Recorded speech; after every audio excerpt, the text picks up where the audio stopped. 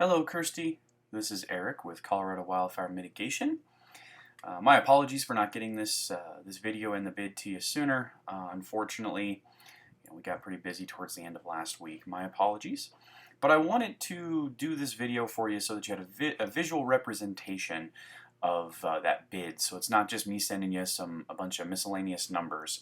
I wanted to give you a visual representation of what we are looking at, what we want to do. Also, we use the FireWise principles and standards. However, your property we assessed a little bit different, and that's what I spoke with you about. Zone 1 is obviously up to 30 feet away from the property. However, we also looked at the egress, ingress, pretty much the vegetation along the driveway, because we wanted to talk about, or we wanted to make sure that we have a secure access point for emergency responders in case of a wildfire. So that egress, ingress is also included in the Zone 1 bid. Now, because excuse me, because of that, Zone 2 and Zone 3 are kind of linked together a little bit more than normal. But as always, we're going to try and stick with and utilize the FireWise principles. They're established by the NFPA. So first and foremost, sorry for the shaky cam here. This is, the first area that I actually looked at. Now, we're not going to have to remove too many trees in Zone 1. I'm looking at only 4 trees, 4 substantial trees. A lot of vegetation, a lot of what we like to call regen, or small growth of trees. We are going to have to remove the scrub oak as well. Now, with the scrub oak that's going to be removed, obviously we can only remove it up to your property line. We are going to be trimming trees as well as cutting down a lot of those little aspens. And again, right there, we're going to be trimming and cutting a lot of those down. Now over here, we're going to be removing some of the dead aspens, as well as one of the trees that is next to the propane tank. That is what we spoke about when I met with you in person. I also said that we may want to be removing one of those trees that's up on the hillside, obviously be the one that would be the furthest away from the hillside, so that we're not worrying about erosion.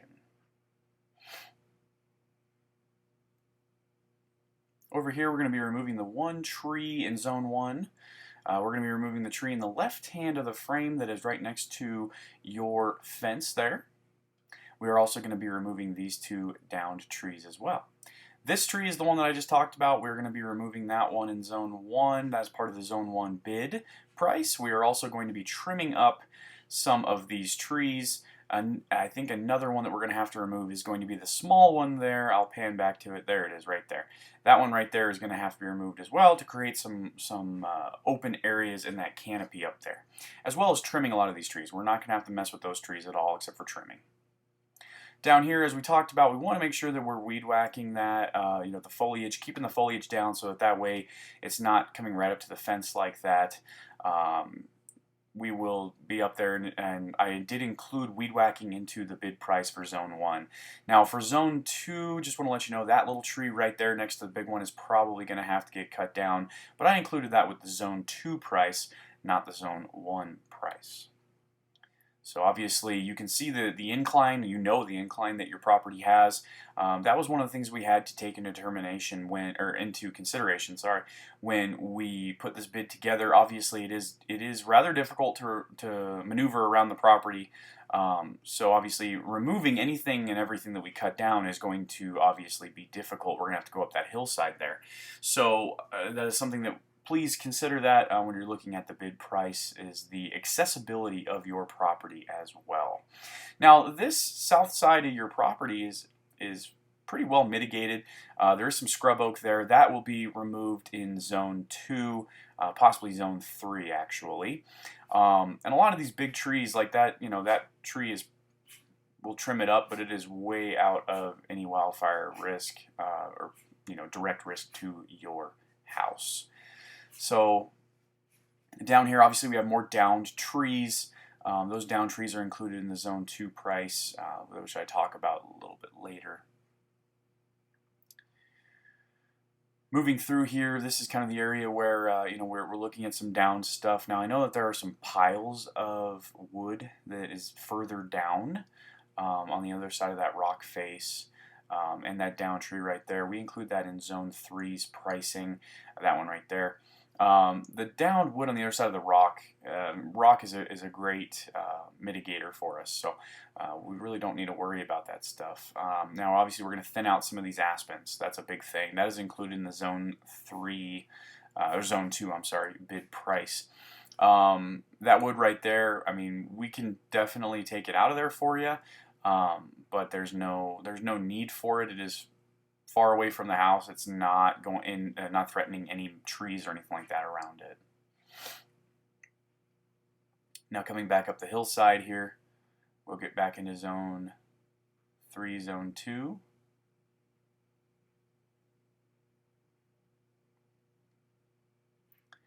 So up here we have a clumping of trees. We're going to have to trim those. We're probably going to have to remove the short one there. We're going to have to remove one of those trees in that clump. And then of course we're going to have to remove a couple of the aspens that are regenning that way. When I say regen, I mean of course the trees that are trying to regenerate the area.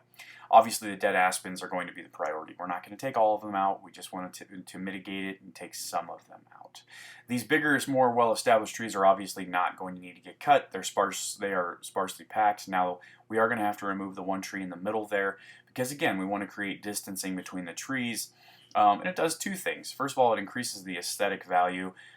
Second of all, it obviously decreases the wildfire danger, and it also will help with those trees, I guess, not having to outcompete each other, so they'll grow healthier. Now this clump of trees here, we'll obviously remove some of the aspens, and we're going to have to remove some of those aspens as well. Not all of them, but we are going to have to thin out that bunch. Now right there, that was a mess. That does include a bunch of bushes and a downed aspen tree that is going to have to be removed as well. It's already broken, as you can see right there in the frame. That one is going to have to be removed. We're going to have to also look at some of these bushes, so we're going to have to thin this area out because this is a huge wildfire danger area. It is close enough to the roadway where that can create a huge problem if that dries out, and it will because you have a dead tree right in the middle of it. So we want to make sure that we are thinning that area out. Now this is the other side of the hillside. We do have some debris down there next to, right there next to the rock. We can definitely haul that away, thin it out, and that is included in the Zone 1 price as well. This area is obviously difficult to get to. That is why the bid price obviously is reflected in the way that it is. This is difficult ground to get into. We are going to have to thin out these bushes here and tree growth as well. Again, that's included in the bid 1 price. As you can see, it is a steep incline just to get up to the roadway. Now, of course, we're going to have equipment with us. We're going to have a chipper. I spoke with you about a chipper, and it seems like you want to do a chipper, which will save you a good amount of money on the job. So back to the roadway here, we are going to have to trim up those trees right there. A lot of this aspen growth is going to have to be cut back. Now, we're not going to cut all of it, but we are going to cut a good amount of it back. That tree, though, I believe that pine tree right there can actually stay.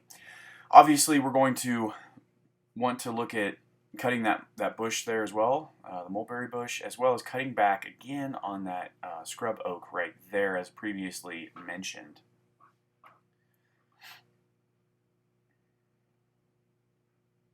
So this is more of Zone 2. We've spoken about Zone 2 throughout the whole video, but I wanted to kind of recap a little bit here. That dead tree, and then some of the stuff more sparsely packed up there is going to have to get removed.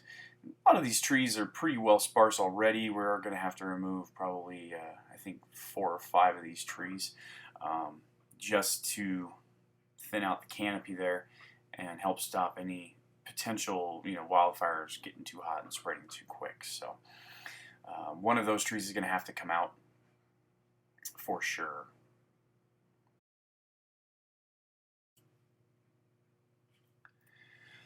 So as far as these trees here going into Zone 2 and Zone 3, again, like I said, we linked these zones a little bit more together. There are at least 3 patches of scrub oak that are going to have to be removed. Now, when I say removed, I do mean that we're going to trim them down as low as possible. We're not going to dig into the ground and dig up the bulbs of the scrub oak.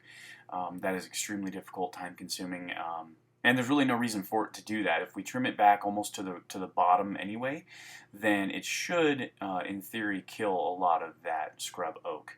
Scrub oak is something that is just going to have to be constantly monitored, like most mitigation issues and needs. It's going to have to be monitored from a yearly basis and has to be addressed every year. So that scrub oak, though, is going to have to be cut down almost to the point of completely gone in order to help with mitigation on the property.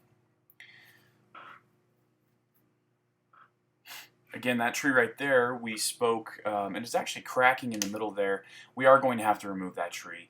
It is going to be rather difficult, but I believe that we are going to be able to still remove it and not have any issues. That, of course, is included in the Zone 2 pricing, Zone 2/Zone 3 pricing. Now, obviously, with the lean that it has in it, the fact that it is right above your guys' house and it is starting to split in the middle there, if you guys don't go with us for your mitigation needs, please just make sure that you get that tree taken care of as soon as possible. I just don't want that rolling down, hitting your house someday. That could be obviously it could present a lot of problems for you guys. A lot of these trees over here do not need to be cut down. They just need to be trimmed. That tree right there, we can trim up a little bit. Now, we are going to have to remove another one of these trees over here. I said that one was included in the Zone 1 price. The other one is going to be included in the Zone 2 price, or I'm sorry, Zone 2/Zone 3 pricing. Now, we are not going to have to remove all of them. We just want to just thin out that area there. Zone 2 and Zone 3 look a lot better, except for there's more scrub oak, as you can see. We do have some trees. Obviously, we have some more difficult trees to take down, but other than that, it's mostly the distance. Obviously, we have to, everything that we cut and drop down has to then be physically moved from that area to the roadway, or to wherever we have the chipper. So that is the reason why the pricing in Zone 2, Zone 3, obviously, is what it is. A lot of it is because obviously we can't haul a chipper onto that part of your land, so we do have to move the debris to the chipper. So again, more scrub oak that's going to have to be addressed and taken down. Now this is obviously out by Zone 3, Zone 2 into Zone 3. More scrub oak that is going to have to be removed. There is a lot of scrub oak. This is really tall, and it's actually getting close to the canopy on some of these trees. Now we are going to raise the canopy on a lot of these trees. That is included in the tree trimming / brush trimming part of the pricing on your estimate. Now, as you can see here, we do again have more scrub oak that is directly touching some of these branches right into some of these trees. Those are going to have to be addressed, of course. Again, we can see that the further away we get from the property, it does clear out a little bit. Most of it is just the issue with distancing from the roadway and from where we're going to have to haul a lot of this material. That scrub oak is most definitely going to have to be cut back, if not removed as far as possible, or as much as possible. That scrub oak is probably the most just dangerous thing that you have on your property, besides that tree that looks like it's about ready to crack in the middle and roll down towards the house. As we go out a little bit further here, again, we come back to this clumping of trees. You have good pocketing over there. There's really not too thick a clumping except for right there. So like I stated earlier, as long as we remove one of those trees, trim the trees up, we should be able to make that safer.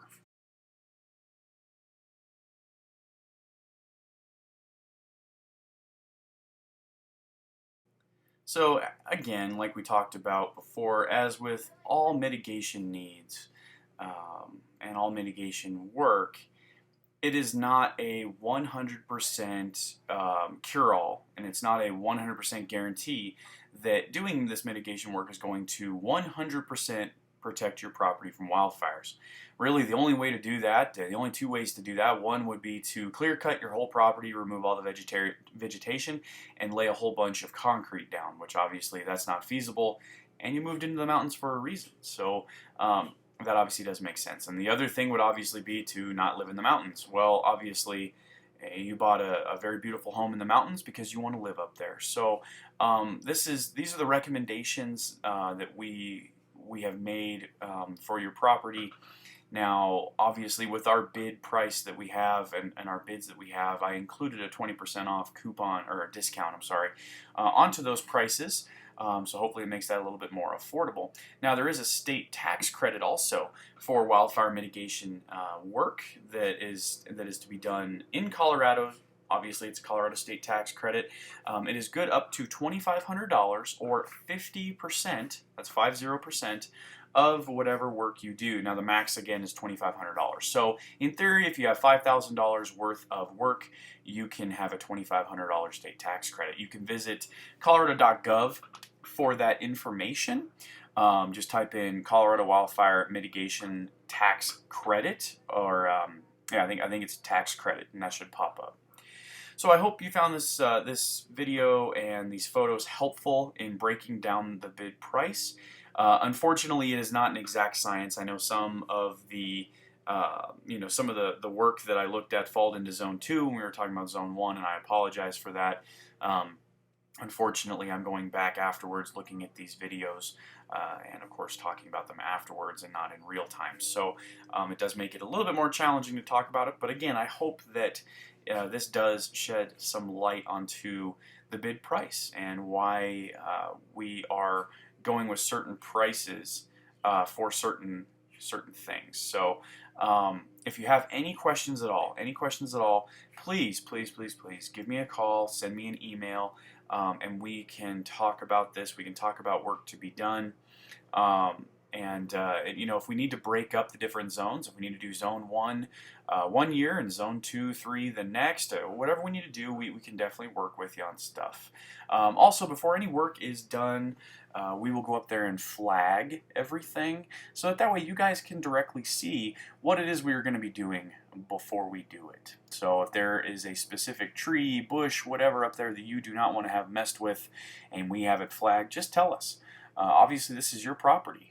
These are merely suggestions from people in the wildfire mitigation business that have worked with wildfires and have studied wildfires, and obviously these recommendations are just that, they're recommendations. This is ultimately your property, and so whatever you would like us to do on your property, we will do that. Again, Kirsty, I hope that this helped.